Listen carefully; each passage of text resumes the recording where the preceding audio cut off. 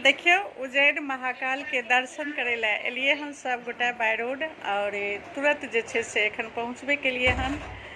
तो पहुँचला के बाद जे छे से रूम में एलिए हन। एखन सब गोटा फ्रेश हेबे। शाम के 6 बजे जे छे से हम सब पहुँच गेलिए। करीब 10 घंटा लगले हमरा सबके बलसार से उज्जैन महाकाल अबे में बाय रोड। और 10 घंटा में बढ़िया से पहुँच गेलिए सब गोटा। तो होटल में रुकल छिए, पूरा परिवार साथ में छिए। वीडियो में क्यों आबि नहीं रहल हन। और सब गोटा आब एखन जे छे से फ्रेश हेबे और महाकाल बाबा के महादेव के सब गोटा के दर्शन कराब। जे गोटा हमरा फॉलो नहीं केने छी से गोटा फॉलो जरूर कर लेब। और हम आब फ्रेश भ के महाकाल बाबा उज्जैन महाकाल बाबा के दर्शन करे ला जा रहल छी। तो फोटो वीडियो सब राखब, अहाँ सब सेहो दर्शन करब।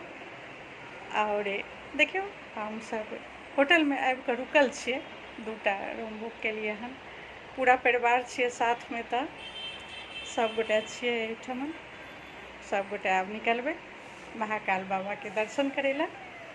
तो यह कहे दुआरे आइ वीडियो बना रहल छी जे देखियो हम सब आइ महाकाल बाबा के दर्शन करे ला उज्जैन आयल छी।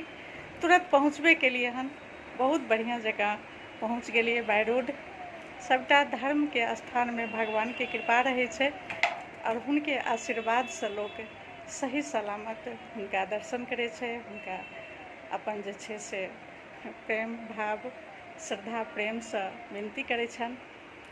तो हमर पूरा फेसबुक फैमिली हमरा साथ में छे और सबके जे छे से महाकाल बाबा के दर्शन कराब। तो उज्जैन महाकाल आयल छन बाबा के दर्शन करे ला। अहूँ सबके फोटो वीडियो राख के दर्शन जरूर कराब। आब जाए छी चेंज करे ला और तैयार होय ला, क्या तो रास्ता के सब गोटा तुरंत पहुँचबे के लिए हन। तो कहलिए अहूँ सबके कह दै छी जे महाकाल बाबा के दर्शन जरूर करब। हम फोटो वीडियो राखब। और एखन 2 दिन हम एहिठमन छिए उज्जैन महाकाल में और बाबा के शरण में। तो सब गोटा जे छे से हमरा फॉलो कर लिया और हमर वीडियो जरूर सुनबे। हमरा बुझले अछि मुन्नी झा मैथिली लोकगीत गाबै छिए।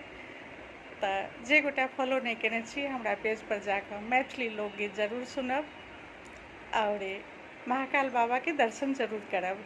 जाए छिए आब हम महाकाल बाबा के दर्शन करे ला। होटल में रुकल छिए लेकिन आब जा रहल छिए। थोड़े के फ्रेश भ के सब गोटा निकलबे आब। ठीक छे। जय मिथिला जय।